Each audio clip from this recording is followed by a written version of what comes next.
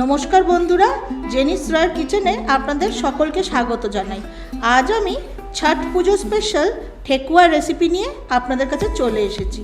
এই ঠেকুয়া ছট পুজোতে প্রসাদ রূপে গ্রহণ করা হয়। আপনারা পুরো ভিডিওটা দেখুন। যদি ভিডিওটা আপনাদের ভালো লাগে লাইক করে দেবেন, আর যদি আমার চ্যানেলে আপনারা নতুন বন্ধু হয়ে থাকেন তাহলে চ্যানেলটিকে সাবস্ক্রাইব করে বেল আইকন অবশ্যই প্রেস করে দেবেন, যাতে যখনই আমি কোনো নতুন রেসিপির আপডেট দেব তার নোটিফিকেশন সবচেয়ে প্রথমে আপনাদের কাছে চলে যাবে। তাহলে চলুন শুরু করা যাক। ঠেকুয়া বানানোর জন্য আমি একটা বড় পাত্র নিয়েছি।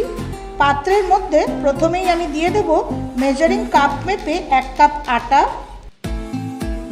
হাফ কাপ ময়দা, 1/4 কাপ সুজি, হাফ কাপ শুকনো নারকেলের পাউডার, মৌরি, 1/4 কাপ আখের গুড়, হাফ কাপ চিনি। ময়ানের জন্য দেব দেশি ঘি। আমি ছোট হাতার 1.5 হাতা ঘি দিলাম, যদি প্রয়োজন পড়ে আবারও দেব। ময়ানটা আটার সঙ্গে মিশিয়ে দেব। খুব ভালো করে ডলে ডলে ময়ানটা মেশাতে হবে।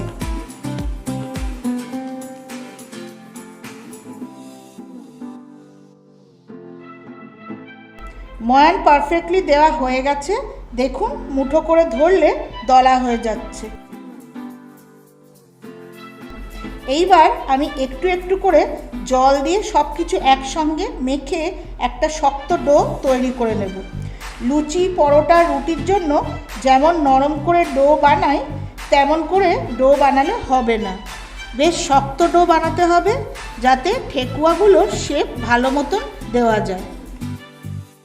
অল্প অল্প জল দিয়ে একটা শক্ত ডো তৈরি করা হয়ে গেছে।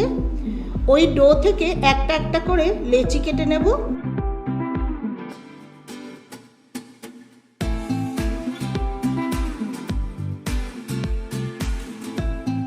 দেখুন, সব কটা এক সাইজের লেচি কাটা হয়ে গেছে।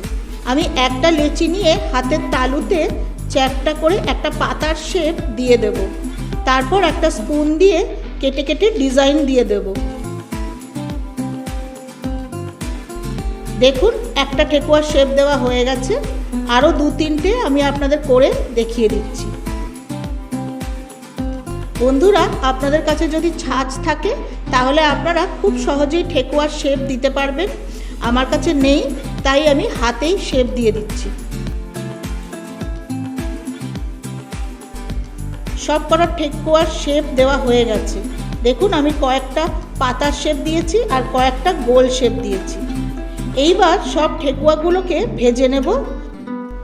কড়াইতে অলিভ অয়েল দিয়ে দিয়েছি। তেল মিডিয়াম গরম হয়ে গেছে। আমি এক এক করে ঠেকুয়া তেলে ছেড়ে দেব।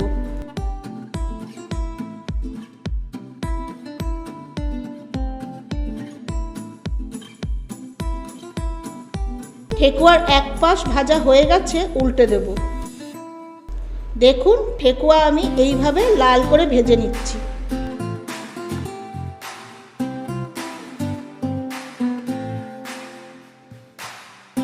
ঠেকুয়াগুলো ভাজা হয়ে গেছে, তুলে নেব।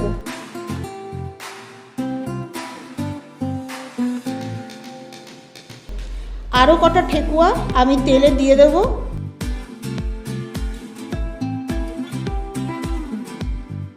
উল্টে পাল্টে বাদ বাকি ঠেকুয়াগুলো ভাজা হয়ে গেছে, তুলে নেব।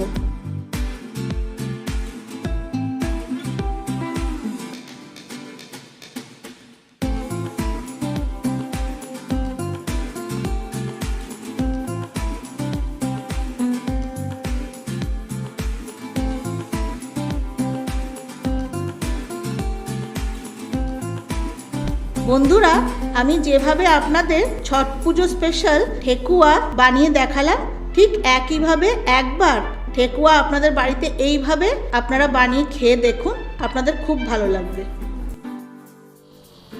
এই রকম নানা ধরনের রেসিপির জন্য আপনারা আমার চ্যানেলের সঙ্গে যুক্ত থাকুন, আর আগের ভিডিওটি দেখার জন্য ডান দিকে থাম্বনেলে ক্লিক করুন।